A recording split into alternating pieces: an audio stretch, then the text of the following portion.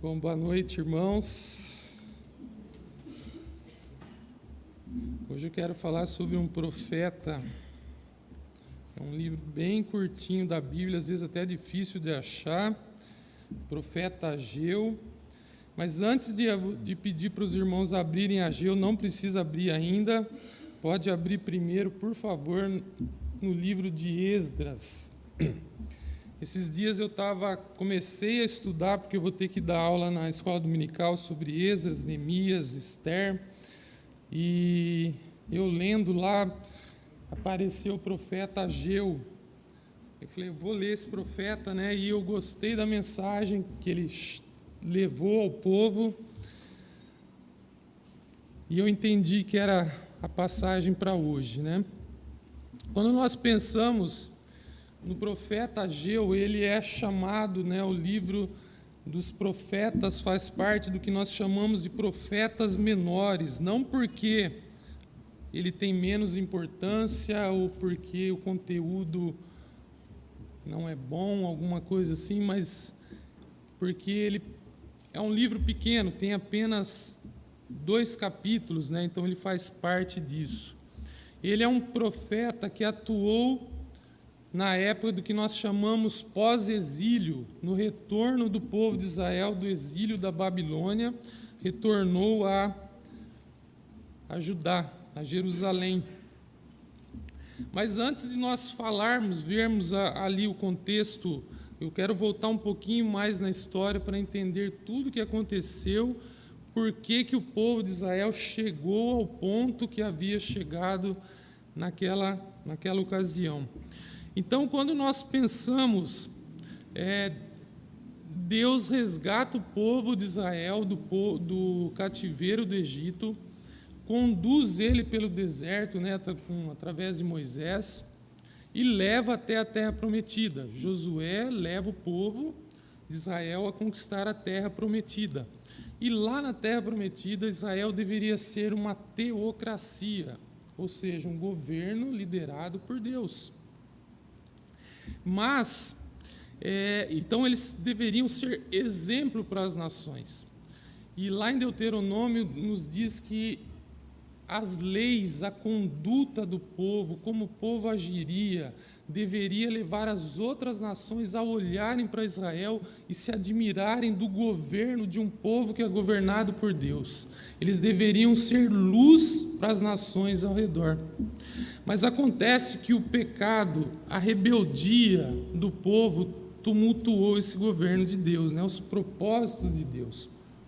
E quando nós entramos no livro de Juízes, nós podemos ver como o povo se afastava de Deus e as consequências ruins vinham. E eles eram rebeldes e havia uma fraqueza espiritual.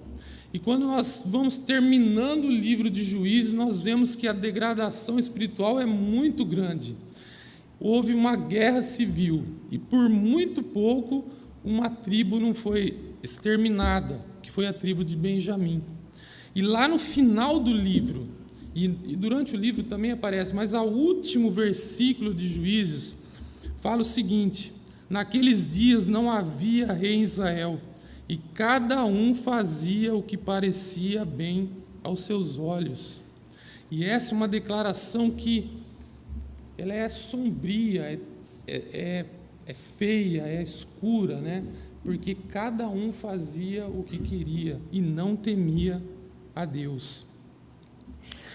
Quando começa, logo em seguida disso, quando nós entramos no livro de Samuel, o povo chega para Samuel e fala assim, pede para Samuel, dá-nos um rei para nos julgar, como tem todas as outras nações. Está lá em 1 Samuel 8,6.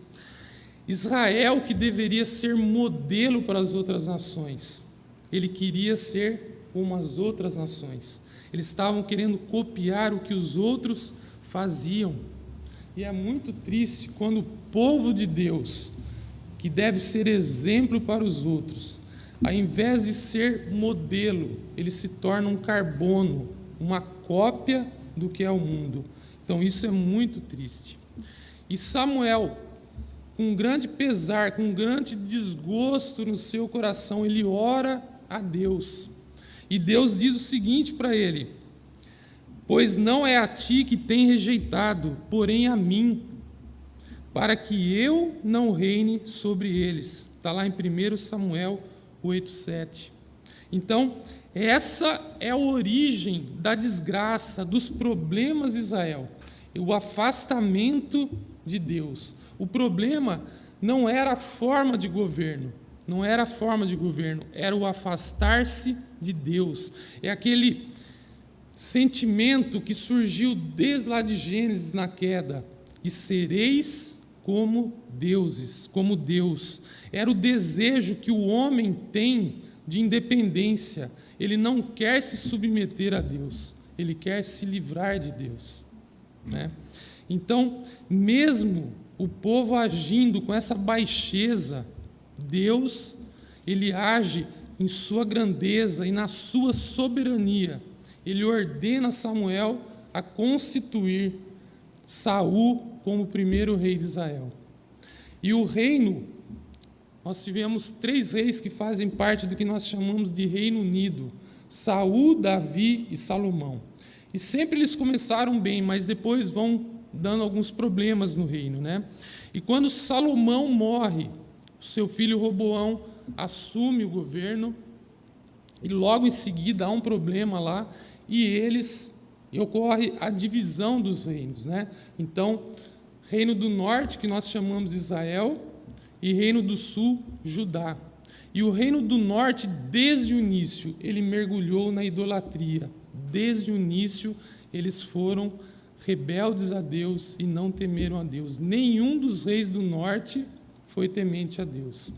No reino do sul, foi um pouco melhor. Alguns reis foram tementes a Deus, outros não, mas demorou um pouco mais, né? A destruição foi mais lenta, mas ela ocorreu. E quando ela ocorre, quando a mão de Deus pesou, como já havia sido profetizado desde Deuteronômio, né? Desde Moisés, ele falou: se vocês me desobedecerem, se vocês se afastarem de mim, vocês serão levados cativos. E lá na Babilônia, eles vão ficar por 70 anos. E quando esse período de 70 anos é completo, nós já vimos também no livro de Daniel, né? O pastor Werner estava dando os estudos sobre isso. E chega um novo império, o Império Persa. Ele conquista a Babilônia. E no 2º ano, o rei Ciro, ele mostra uma benevolência incomum para aquela época. Nenhum rei fazia isso, nenhum imperador fazia isso. E ele ordena que os judeus retornem a Jerusalém e reconstruam o templo. Então, cerca de 50.000 judeus retornam para Jerusalém sob a liderança de Zorobabel. E agora eu peço que os irmãos abram as Bíblias em Esdras. Só vamos ver nós vamos ver 2 versículos ou 3, né? E quando eles chegam lá em Jerusalém, logo em seguida, eles vão construir um altar e vão fazer os sacrifícios. E no 2º ano, que eles já tinham chegado lá, Esdras capítulo 3, verso 8, diz o seguinte: no 2º ano da sua vinda à casa de Deus, em Jerusalém, no 2º mês, Zorobabel, filho de Salatiel, Sealtiel, e Jesua, filho de Josadaque, e os outros seus irmãos, sacerdotes e levitas, e todos os que vieram do cativeiro a Jerusalém, começaram a obra da casa do Senhor e constituíram levitas da idade de 20 anos para cima para a superintenderem. Então eles começaram a obra, eles lançaram os alicerces da construção do templo. Mas no capítulo 4, surge oposição. Os samaritanos e alguns persas estavam desanimando o povo, indo contra a construção do templo. E lá no verso 24 do capítulo 4 diz o seguinte: cessou, pois, a obra da casa de Deus, a qual estava em Jerusalém, e isso até o 2º ano do reinado de Dario, rei da Pérsia. Então aqui a construção parou por cerca de 15 anos. Tá? Além da oposição, os judeus começaram a procurar os seus interesses, construir, se importar mais com o que a vida deles, né? E olha só, capítulo 5, verso 1. Deus vai chamar agora dois profetas, Ageu e Zacarias. Ora, os profetas, Esdras 5, verso 1. Ora, os profetas Ageu e Zacarias, filho de Ido, profetizaram aos judeus que estavam em Judá e em Jerusalém em nome do Deus Israel, cujo Espírito estava com eles. Então agora, irmãos, eu peço que os irmãos abram em Ageu. Ageu é o antepenúltimo livro do Antigo Testamento. Então você contando de trás para frente é o 3º. Então nós temos o último, Malaquias, um pouquinho antes Zacarias e depois Ageu. Então agora nós vamos ver qual é a mensagem que Deus mandou a Ageu e Zacarias. Nós vamos falar só de Ageu, né? Mas Zacarias também teve uma mensagem bem parecida. Então Ageu, eu vou ler os primeiros 4 versículos de Ageu.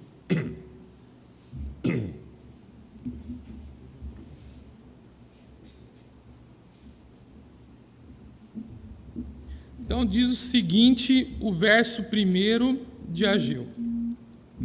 No 2º ano do rei Dario, no 6º mês do 1º dia, veio a palavra do Senhor, por intermédio do profeta Ageu, a Zorobabel, filho de Salatiel, governador de Judá, e a Josué, filho de Josadaque, o sumo sacerdote, dizendo: assim fala o Senhor dos exércitos. Este povo diz: não veio ainda o tempo em que a casa do Senhor deve ser edificada. Veio, pois, a palavra do Senhor por intermédio do profeta Ageu, dizendo: acaso é tempo de habitardes vós em casas apaneiladas, enquanto esta casa permaneceu em ruínas? E é interessante aqui no 1º versículo, diz o seguinte: veio a palavra do Senhor. Então veio a palavra do Senhor. Então isso deve ter causado um grande impacto naquele povo, porque era a primeira vez que Deus estava se dirigindo ao seu povo após o retorno do exílio. Talvez um misto de alegria, né? Porque o castigo do exílio, né? Aquela tristeza, né? Seria uma alegria porque Deus tinha trazido eles de volta, né? Então o desgosto de Deus parecia ter acabado.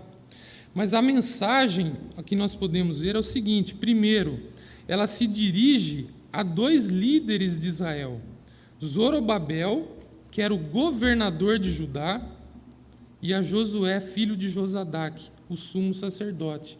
Então, vamos dizer assim, era o governante político e o governante espiritual. E Josadaque é interessante que ele é um descendente do rei Davi, e por consequência também um ancestral de Jesus. E aqui, no verso 2, diz o seguinte: ele vai falar um nome de Deus, uma expressão, Senhor dos Exércitos. E essa expressão nos chama a atenção porque um livro tão pequeno, tem 2 capítulos, 38 versículos, e esse nome que Ageu dá a Deus, Senhor dos Exércitos, aparece 14 vezes. Então isso nos chama a atenção. No livro de Jeremias também, ele aparece 88 vezes. E essa expressão, esse nome que é dado a Deus, ele mostra a Deus como Salvador, como protetor do seu povo. Mas agora uma pergunta: o que é que o Senhor dos Exércitos está dizendo ao povo. E vai aparecer algo aqui no início da fala de Deus que chama muita atenção do povo de Judá, né? E ela deve dar, inclusive, arrepios na pessoa, aqueles que estavam ouvindo. Por quê? Ele fala o seguinte: este povo. Quando Deus chamou Moisés lá na sarça ardente, ele fala: Moisés, eu vou te dar uma missão. Eu quero que você lidere, que você tire o meu povo do cativeiro. E agora ele não usa o termo meu povo, ele usa a expressão este povo. Então, Deus, mesmo ele sendo fiel, ele fala, nessa forma dele tratar o povo, ele está mostrando que ele está decepcionado com o povo que retornou do exílio. Ele está, em vez de ele usar o termo meu povo, ele está usando este povo. Não era bem aquilo que o povo queria ouvir, né? Ele queria ouvir o meu povo, o meu Deus. Mas Deus está desgostoso com ele. E o desgosto de Deus é muito claro, é muito evidente. Eles estavam negligenciando a construção do templo. Eles estavam negligenciando a obra de Deus. Os judeus estavam dizendo assim: ainda não, daqui a pouco, logo nós vamos cuidar das coisas de Deus. Antes eu preciso fazer outras coisas, né? Eu tenho outras prioridades. E a Bíblia, a mensagem, né, que o pastor sempre cita, eu vou citar aqui uma expressão interessante que ela fala aqui no verso 2. Ela fala assim: o povo está empurrando com a barriga a sua tarefa. Eles não estavam negando que precisavam construir o templo, não era isso, mas eles estavam postergando, adiando aquilo que Deus havia chamado eles para fazer. Depois, nós vimos, né, numas pregações, acho que domingo passado, o pastor perguntando qual é a nossa prioridade, que lugar as coisas de Deus têm ocupado na minha vida, né? O povo de Deus não estava preocupado com a casa deles, com a casa de Deus, desculpa, mas com a casa deles. Eles estavam deixando em segundo, terceiro, quarto plano a obra de Deus. E muitas vezes, irmãos, nós também fazemos declarações de amor a Deus, compromisso a Deus, mas depois o que nós acabamos fazendo mesmo é buscar os nossos interesses, né? Billy Graham, em um dos seus livros, ele diz que lá no seu país, as moedas, elas contêm uma frase, elas são cunhadas com uma frase: In God we trust, ou seja, nós confiamos em Deus. Mas nos corações, o povo escreve me first, ou seja, eu primeiro. Então, é exatamente isso que Deus está cobrando do povo. Olha o verso 4. Acaso é tempo de habitardes vós em casas apaineladas, enquanto esta casa permanece em ruínas?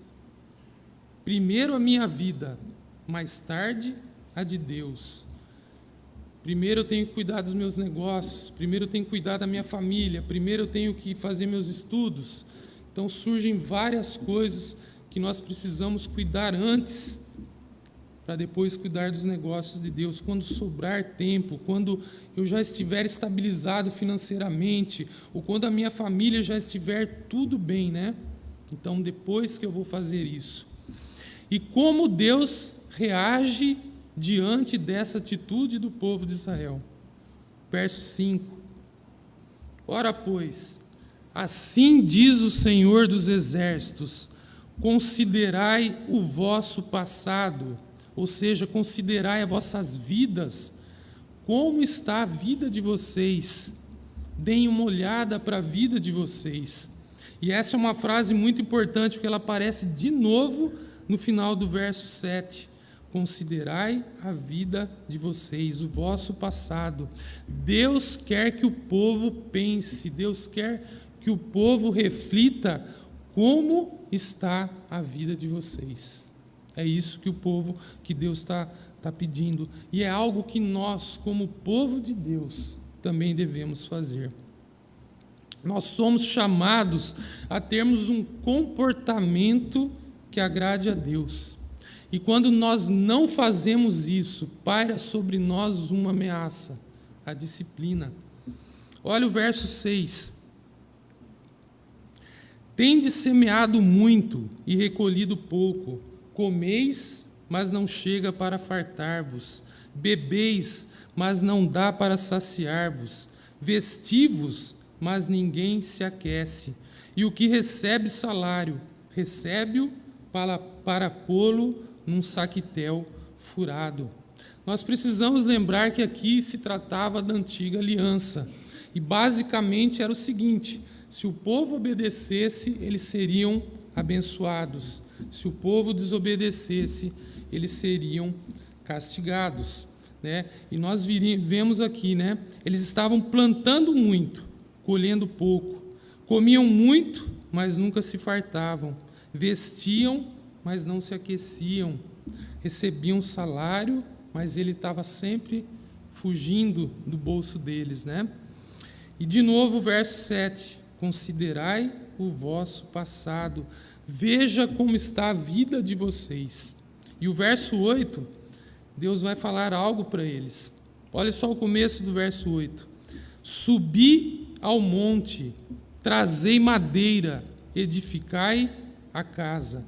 3 versos que aparecem no imperativo. Subi, trazei, edificai. Eles indicam as atitudes que o povo deveria tomar. Deus estava dando a indicação. O que Deus queria que o povo fizesse. E qual que seria o resultado?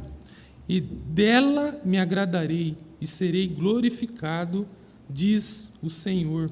Deus se agradaria se o povo tomasse atitude, se o povo obedecesse e se o povo se dispusesse a servir a Deus, e ele seria glorificado. E olha só agora de novo o verso 9 a 11. Olha o que estava acontecendo e por que estava acontecendo, né? Esperastes o muito, e eis que veio a ser pouco. E esse pouco, quando trouxestes para casa, eu com assopro o dissipei. Por quê? Diz o Senhor dos Exércitos. Por causa da minha casa que permanece em ruínas, ao passo que cada um de vós corre por causa de sua própria casa. Por isso os céus sobre vós retêm o seu orvalho, e a terra os seus frutos. Fiz vir a seca sobre a terra e sobre os montes, sobre o cereal, sobre o vinho, sobre o azeite e sobre a terra, sobre o que a terra produz, como também sobre os homens, sobre os animais, sobre todo o trabalho das mãos. Por que é que Deus estava agindo assim?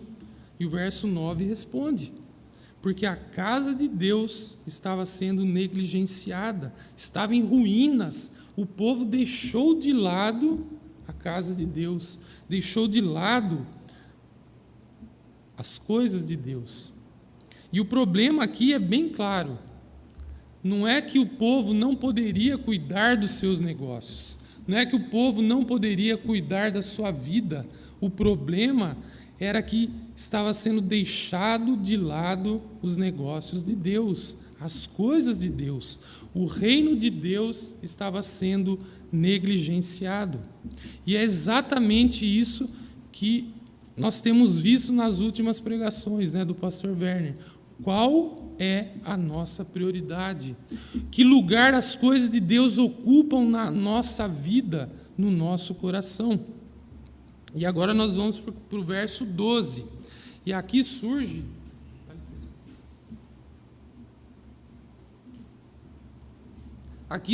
um então. Graças a Deus que nós podemos ver um então, né? Um então significa algo bom, significa que teve um resultado a pregação da palavra de Deus por Ageu. Então Zorobabel, filho de Salatiel, e Josué, filho de Josadaque, o sumo sacerdote, e todo o resto do povo atenderam a voz do Senhor seu Deus e as palavras do profeta Ageu, as quais o Senhor seu Deus o tinha mandado dizer, e o povo temeu diante do Senhor. Então isso aqui, esse então indica a reação do povo, o resultado, a reação que o povo deu à palavra de Deus. E os dois maiores líderes da nação, Zorobabel e Josué, eles encabeçaram esse movimento de retorno à construção. E é interessante que depois dos líderes, todo o resto do povo atenderam à voz do Senhor. Olha que coisa linda! Atenderam à voz do Senhor. Deus chama, Deus conclama o povo a trabalhar. E o povo responde em obediência, começando pelos líderes e depois pelo povo. Um líder, uma liderança que ama e cumpre a palavra de Deus, vai produzir liderados que amam e cumprem a palavra de Deus. A liderança é importante. A obediência à palavra de Deus é o que mais Deus deseja do seu povo. Olha só, como diz 1 Samuel 15, 22, eu vou ler aqui o texto, os irmãos não precisam abrir. Porém Samuel disse: tem porventura o Senhor tanto prazer em holocaustos e sacrifícios, quanto em que se obedeça a sua palavra? Eis que o obedecer é melhor do que o sacrificar, e o atender melhor do que a gordura de carneiros. E olha só o resultado: por ter crido na palavra de Deus, como está lá no final do verso 12, diz o seguinte: e o povo temeu diante do Senhor. Lembra-se do que nós vimos lá no começo? O povo deixou de buscar a Deus, rejeitou a Deus. E quais foram as consequências desse rejeitar a Deus? Onde não há temor a Deus, a vida espiritual é decadente, ela vai se enfraquecendo. Há pouco caso para as coisas de Deus. Agora, o que é temer a Deus? Em poucas palavras bem simples, temer a Deus é eu reconhecer quem é Deus e quem eu sou. Deus é o autor da vida, é o criador de todas as coisas. Eu sou uma criatura. Eu nasci porque Deus quis. Eu estou aqui hoje porque Deus quis. A minha vida está diante de Deus. Eu tenho que viver sob essa perspectiva. Eu tenho que temer a Deus. E no verso 13, nós podemos ver outra consequência disso. E Ageu vai trazer uma palavra de conforto, de ânimo. Olha só, verso 13. Então Ageu, o enviado do Senhor, falou ao povo segundo a mensagem do Senhor, dizendo: eu sou convosco, diz o Senhor. Deus repete a sua promessa. E que conforto isso traz para nós, irmãos. Ele havia castigado o povo, levado ele cativo à Babilônia. Mas quando houve arrependimento, quando houve mudança, ele restaurou o povo, trouxe para Jerusalém. Mas após a restauração, houve desânimo, houve apatia. E de novo agora, Deus precisa dar um despertamento. E quando há um despertamento, Ele novamente traz algo bom. Ele trouxe conforto, Ele trouxe ânimo para o povo de Deus. E quando nós, se porventura nós sofrermos algo por nossa desobediência, nós precisamos nos arrepender. E quando nós assim o fizermos, nós podemos ter a certeza que Ele nos trará conforto. Eu sou convosco, diz o Senhor. A presença de Deus, irmãos, é a melhor das bênçãos, porque ela inclui todas as outras bênçãos. Quando nós nos apoiamos nas promessas de Deus, nós sempre teremos segurança, certeza de um resultado, de um final feliz. E no verso 14, irmãos, nós podemos ver o impacto que essa palavra de Deus, essa palavra de ânimo, ela não ficou apenas no coração, ela desceu às mãos do povo. Olha só o verso 14. O Senhor despertou o espírito de Zorobabel, filho de Salatiel, governador de Judá, e o espírito de Josué, filho de Josadaque, o sumo sacerdote, e o espírito do resto do povo, de todo o povo. Eles vieram e se puseram ao trabalho na casa do Senhor dos Exércitos, seu Deus. Então, esse ânimo que Deus traz desceu às mãos. Não ficou apenas na promessa, não ficou apenas no desejo, mas eles colocaram as mãos na obra. Nós nunca devemos, quando Deus fala conosco, nós devemos nos dispor a trabalhar. E o desejo não deve morrer, mas ele tem que ser posto, nós temos que mover as nossas mãos. E no verso 15, vai dizer algo também importante aqui. Ao 24º dia do 6º mês. Então, eles começaram a obra no 24º dia. Isso nos indica que foram 23 dias após a mensagem de Ageu. Isso mostra que toda a obra, ela precisa de um preparo, ela precisa de um planejamento. O pastor falou aqui do retiro de carnaval, né? Os jovens já começaram a se preparar. Tem que pensar em todos os detalhes, tudo que vai ser feito. Tem que estudar, se preparar, se capacitar. Não adianta fazer uma coisa de sopetão, eu vou fazer de qualquer jeito. Não, eu tenho que me preparar. Mas eu tenho que me dispor a trabalhar na obra. Então, irmãos, nesse capítulo, eu já estou terminando aqui o estudo de hoje, nesse primeiro capítulo de Ageu, nós podemos tirar algumas lições. A primeira lição é que nós devemos ouvir a voz de Deus. Nós devemos ouvir a voz de Deus nos desafiando a trabalhar, a suprir as necessidades do seu reino. Nós sabemos que aqui na nossa igreja nós temos necessidades. Sempre está sendo pedido para pessoas se dispuserem a trabalhar. Nós precisamos disso.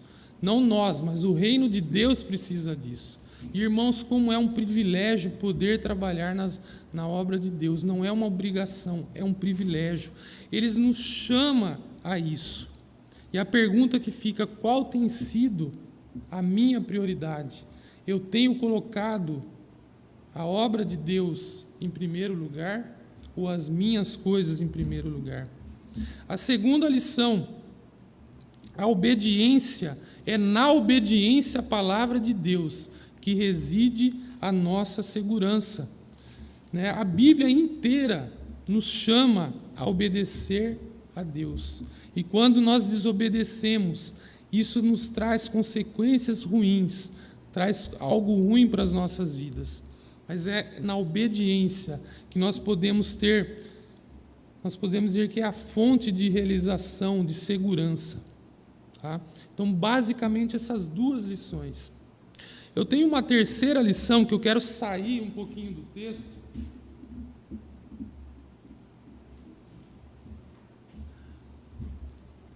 Quando nós normalmente falamos nas nossas orações e até no nosso modo de expressar que aquilo que nós fazemos deve ser para a honra e glória de Deus, não é verdade? E nós vimos também nas pregações anteriores aqui, o pastor Werner pregou sobre isso, até mostrou a foto lá das pessoas presas, né? Então, a maior motivação para nós honrarmos e glorificarmos a Deus com as nossas vidas deve ser primeiramente porque Ele nos resgatou da escravidão do pecado, da condenação eterna. Hoje nós fomos reconciliados com Deus. nós temos segurança da nossa salvação, nós temos segurança da nossa vida eterna. Então isso deve nos motivar a servir a Deus. Esse deve ser o maior motivo para nós servirmos, para nós honrarmos, para nós glorificarmos a Deus. Mas eu queria pensar em mais um aspecto da nossa vida. Quando nós pensamos na Trindade, Deus Pai, Deus Filho, Deus Espírito Santo. Eu peço que os irmãos abram lá no Evangelho de João, capítulo 17. Quando nós pensamos na Trindade, nós podemos ver que cada uma das três pessoas da Trindade, Deus Pai, Deus Filho, Deus Espírito Santo, em nenhum momento da Bíblia fala que eles vivem para si. Nós podemos ver em várias passagens da Bíblia, sempre um amando, glorificando, honrando a outra pessoa. Deus Filho vive para o Pai vive para o Filho, o Espírito Santo vive para o Filho. É sempre um vivendo para o outro. Olha só, João capítulo 17, só vou ler alguns trechinhos aqui.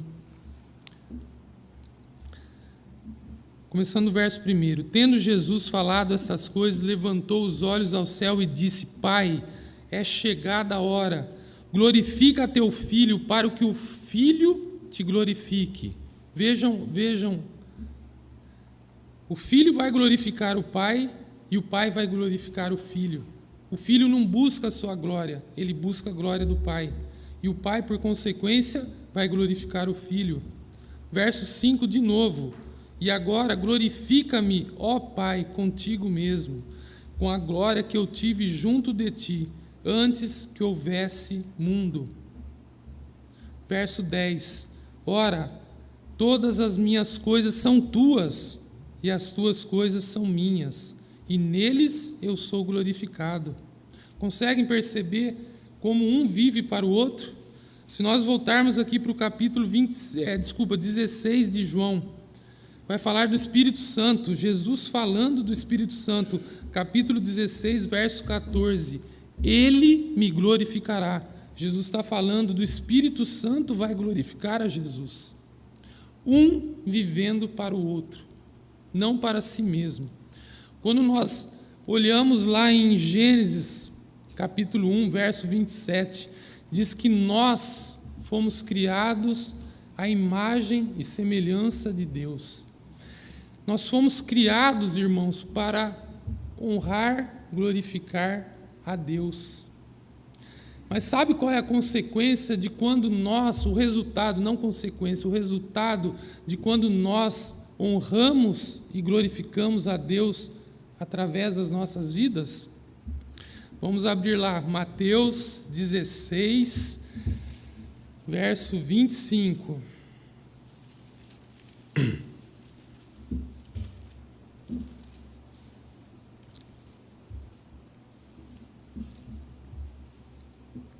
Olha só o que Jesus está dizendo. Verso 24, eu vou ler um pouquinho antes para nós entendermos um pouco.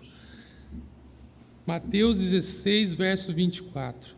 Então disse Jesus a seus discípulos: se alguém quer vir após mim, a si mesmo se negue, tome a sua cruz e siga-me. Porquanto quem quiser salvar a sua vida, perdê-la-á. E quem perder a vida por minha causa, achá-la-á. De uma forma bem simples, irmãos, Jesus está falando o seguinte: se você buscar a felicidade mais do que busca a mim mesmo, e quantas vezes nós fazemos isso, irmãos? Nós buscamos a felicidade através do dinheiro. Eu preciso de dinheiro, preciso ter isso, preciso ter aquilo, e nós nunca ficamos satisfeitos. Nós sempre precisamos algo a mais, algo a mais, algo a mais. Quando nós buscamos a felicidade nos prazeres da vida, nunca é suficiente, nunca preenche o nosso coração, porque nós sempre precisamos de mais. Então Jesus está falando isso. Se você buscar a felicidade mais do que busca a mim, você não vai ter nenhuma coisa nem outra, ou seja, você não vai ter felicidade e nem vai ter a mim. Mas se você me procurar, se você procurar me servir mais do que você busca a felicidade, sabe o que vai acontecer? Você vai ter as duas coisas. Você vai encontrar a Jesus e você vai ter a felicidade. Então, quando nós buscamos em primeiro lugar as coisas de Deus, nós vamos estar glorificando a Deus, nós vamos estar honrando a Deus, nós vamos estar amando a Deus.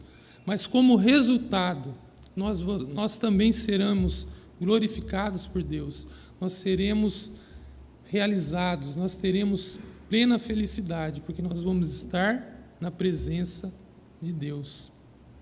Então, de tudo que nós vimos, irmãos, nesse primeiro capítulo de Ageu, ele nos chama a servi-lo, colocar a sua obra, o seu reino em primeiro lugar. E ele diz o seguinte: Roberto, eu estou te chamando, eu estou te desafiando para uma obra. Ela é difícil, ela é muitas vezes penosa, mas lembre-se de uma coisa, Roberto: eu estou convosco. Quando ele chama o pastor Werner, ele chama o pastor Diego, um ministério difícil, cuidar do povo de Deus, tem muitos desafios, muitas dificuldades. Ele fala: pastor Werner, pastor Diego, eu sou convosco.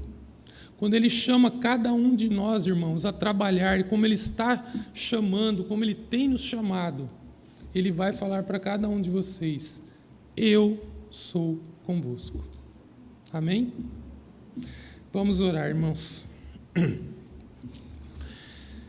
Senhor nosso Deus, muito, muito obrigado pela Tua palavra.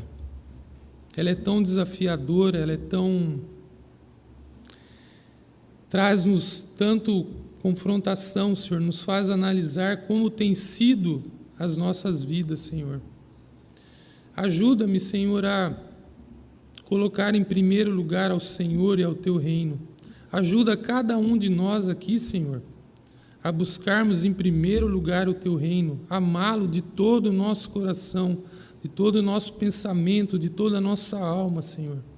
Que nós possamos realmente dedicar a nossa vida ao Senhor e tendo certeza que é no Senhor que nós teremos a plena felicidade, a plena realização, porque nós teremos o Senhor. Ajuda-nos, Senhor, eu te peço, nas nossas fraquezas, nas nossas limitações. Tantas vezes colocamos em primeiro lugar os nossos interesses, Senhor, perdoa-nos por isso. Mas ajuda-nos, Senhor, a voltarmos cada dia mais os nossos olhos, o nosso coração ao Senhor. Abençoa, eu te peço, a vida de cada um aqui, Senhor, as suas famílias, o seu trabalho, os seus estudos, as suas lutas, Senhor, os seus relacionamentos. Que o Senhor possa realmente direcionar a vida de cada um e colocando a certeza no coração de cada um, como nós lemos na Tua palavra, como o Senhor nos diz: eu sou convosco. Obrigado, Senhor, por essa certeza. Em nome de Jesus Cristo, Senhor. Amém.